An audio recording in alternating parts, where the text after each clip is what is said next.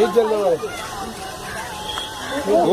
Is floating है। दोस्तों, आज के इस वीडियो में हम आपको रामायण से जुड़ी कुछ ऐसे सबूतों को दिखाने वाले हैं जिन्हें देखने के बाद आपको भी यकीन हो जाएगा कि रामायण की कहानी कोई काल्पनिक कथा नहीं बल्कि एक सच्ची घटना है। क्योंकि हमारी टीम को रिसर्च करते हुए जब रामायण के प्राचीन अवशेष और तर्क मिले तो हमने सोचा क्यों ना ये सच आपके सामने लाया जाए। लेकिन इस पूरे सच को जानने के लिए आपको इस वीडियो को पूरा देखना पड़ेगा। जले हुए लंका के अवशेष। अगर आपने रामायण की कहानी को देखा होगा तो आप इस बात को अच्छी तरह से जानते होंगे। जब हनुमान जी की पूंछ में आग लगाई गई थी तब हनुमान जी ने पूरे लंका में ही आग लगा दी थी। यही वजह है कि रावण की लंका पूरी की पूरी खाक हो गई। आर्कियोलॉजिस्ट ने जब इस बारे में पता लगाया तो उन्होंने देखा पूरे श्रीलंका की मिट्टी अलग है, लेकिन जिस जगह पर रावण की सोने की नगरी थी उस जगह का पूरा मिट्टी ही काला हो गया है। जबकि पूरे श्रीलंका में कहीं भी और काले रंग की मिट्टी नहीं पाई जाती है। इस खोज ने दुनिया भर के वैज्ञानिकों को इस सोचने पर मजबूर कर दिया कि रामायण की कहानी बिल्कुल सच है। कोबरा हुड केव। दोस्तों, आपको जानकर हैरानी होगी, श्रीलंका में एक ऐसी गुफा है जिसका नाम है कोबरा हुड केव और यही वो गुफा है जहां पर माता सीता को अगवा करने के बाद असुरों ने छुपा कर रखा था। हाल ही में पुरातत्व विभाग के लोगों ने जब इस गुफा की छानबीन की तब उन्होंने भी बताया कि यही वो गुफा है जिसका जिक्र सनातन धर्म की पुस्तक रामायण में किया गया। और तो और जब आप इस गुफा में जाएंगे तो वहां आपको सैकड़ों ऐसी तस्वीरें दिख जाएंगी जो रामायण की कथा को दर्शाती हो। शोधकर्ताओं ने जब इन तस्वीरों पर शोध किया तो पता चला ये सभी तस्वीरें हजारों नहीं बल्कि लाखों साल पुरानी है। अब मेरी बात को आगे ध्यान से सुनना। पश्चिमी सभ्यता के लोग एक लंबे समय से हिंदू और सनातन धर्म के हर एक चीज को नकारते आ रहे थे। वो तो यहाँ तक कहते थे कि जिस रामायण और महाभारत की कहानी को हम बताते, सुनाते और देखते हैं ये पूरी तरह काल्पनिक है। लेकिन समय के साथ साथ ऐसी ऐसी चीजें सामने आती है कि आज खुद पश्चिमी सभ्यता के लोग हैं रामायण की कहानी को हमसे ज्यादा सही मानते हैं। ये वजह है कि आज श्रीलंका और भारत में हर उस जगह पर अंग्रेज वैज्ञानिकों की फौज खड़ी है जहां पर लगातार रामायण, भगवान राम, हनुमान और रावण के अस्तित्व को देखने को मिला। यही वजह है कि आज श्रीलंका और भारत में हर उस जगह पर अंग्रेज वैज्ञानिकों की फौज खड़ी है जहां पर लगातार रामायण, भगवान राम, हनुमान और रावण के अस्तित्व देखने को मिले। राम सेतु। रामायण की कहानी वास्तविक है या फिर काल्पनिक, इसका सबसे बड़ा सबूत तो भारत और श्रीलंका के बीच बना हुआ वो पुल है जिसे गूगल मैप में देखने पर साफ दिखाई पड़ता है। जब आप गूगल मैप को ऑन करके भारत और श्रीलंका के मानचित्र को देखेंगे तो आपको इन दोनों के बीच एक पुल जैसी आकृति दिखाई देगी, जिसे देखने के बाद पूरी दुनिया भर के वैज्ञानिक इस बात को कबूल कर चुके हैं कि ये वही पुल है जिसे भगवान श्री राम की वानर सेना ने कई दिनों की मेहनत के बाद तैयार किया था। वैज्ञानिकों ने भी ये कहा है कि श्रीलंका और भारत के बीच में जो पुल जैसी आकृति दिखाई देती है वो प्राकृतिक तौर पर नहीं बनी बल्कि किसी के द्वारा बनाई गई है। अब इतने भयंकर समुद्री लहरों के बीच इतने लंबे पुल को बनाने के पीछे किसका हाथ हो सकता है? आप हमें कमेंट करके बताइए ना। नहीं डूबने वाले पत्थर।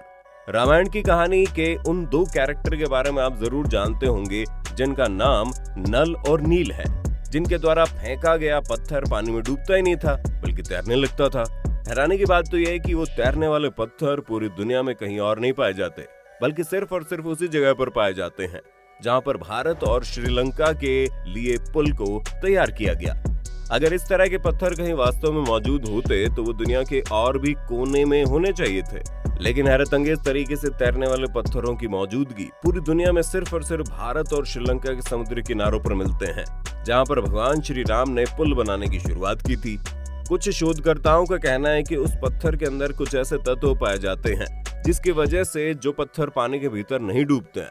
अगर ऐसी बात है तो आज से न जाने कितने साल पहले श्री राम की वानर सेना को इस बात का पता कैसे चला कि खास तरह के पत्थर पानी में नहीं डूबते?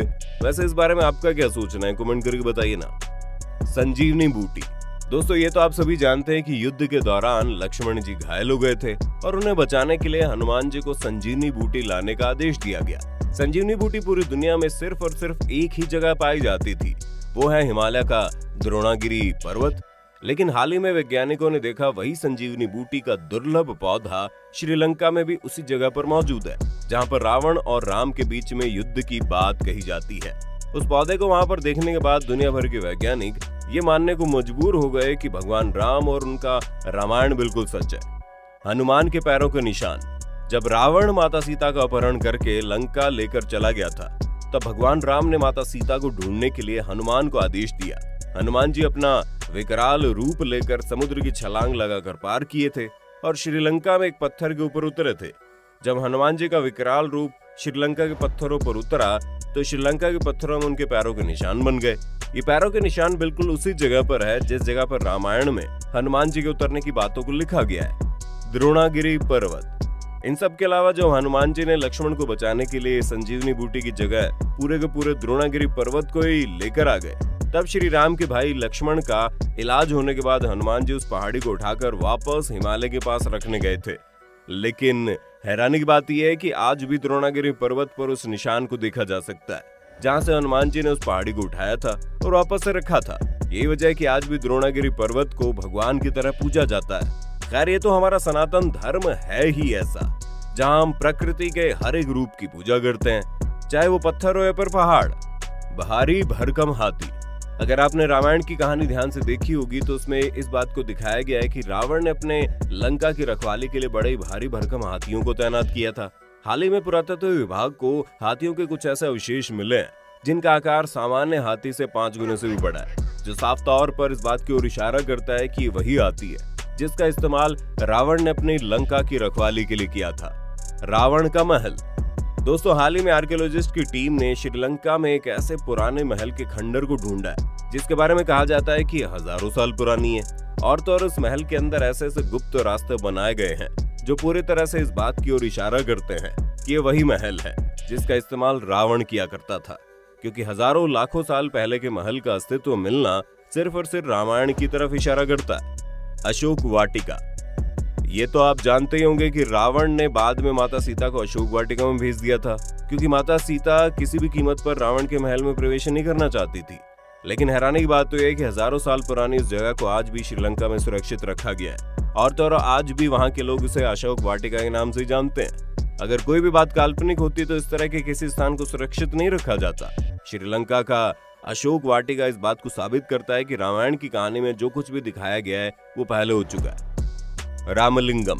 भगवान राम ने जब रावण का वध किया था तो उन्हें पश्चाताप करना पड़ा था, क्योंकि भगवान श्री राम के हाथों एक ब्राह्मण का कत्ल हो गया, क्योंकि रावण एक ब्राह्मण था। इसी पश्चाताप के लिए भगवान राम को 4 शिवलिंग बनाने का आदेश मिला, जिनमें से एक शिवलिंग को माता सीता ने तैयार किया था, 2 शिवलिंग को हनुमान जी ने तैयार किया और एक शिवलिंग स्वयं भगवान श्री राम ने अपने हाथों से तैयार किया।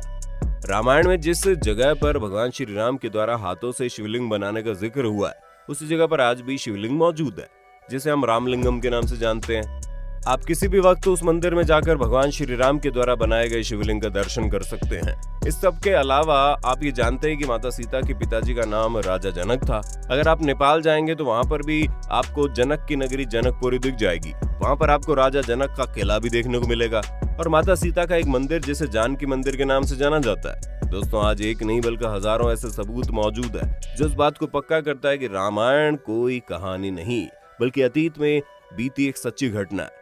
दोस्तों, एक बात तो साफ है, पश्चिमी सभ्यता के कुछ लोग हर वक्त भारत और सनातन धर्म के खिलाफ बोलते रहते हैं, चाहे भारत के वेदों की ही हो बात, भारत के योगा की हो या फिर भारत से जुड़ी कोई भी सांस्कृतिक या पौराणिक बात हो। पहले वो लोग विरोध करते थे, लेकिन अंत में उन्हें मजबूरन सनातन धर्म के हर बात को स्वीकार करना पड़ा, क्योंकि सनातन धर्म के वेदों में या फिर पुराणों में जिन भी बात का जिक्र किया गया वो काल्पनिक नहीं है बल्कि वास्तविक है। यही वजह है कि सैकड़ों बार नकारने के बावजूद भी दुनिया भर के वैज्ञानिकों को ये मानना पड़ता है कि रामायण की घटनाएं वास्तव में हो चुकी है। दोस्तों, ये वीडियो आपको कैसे लगी कमेंट करके बताना। वीडियो अच्छी लगी तो लाइक कीजिए। ऐसी वीडियोस को देखने के लिए हमारे चैनल को सब्सक्राइब करके बेल आइकन ऑन कर देना, क्योंकि हम हर रोज ऐसी इंफॉर्मेटिव वीडियोस लाते रहते हैं।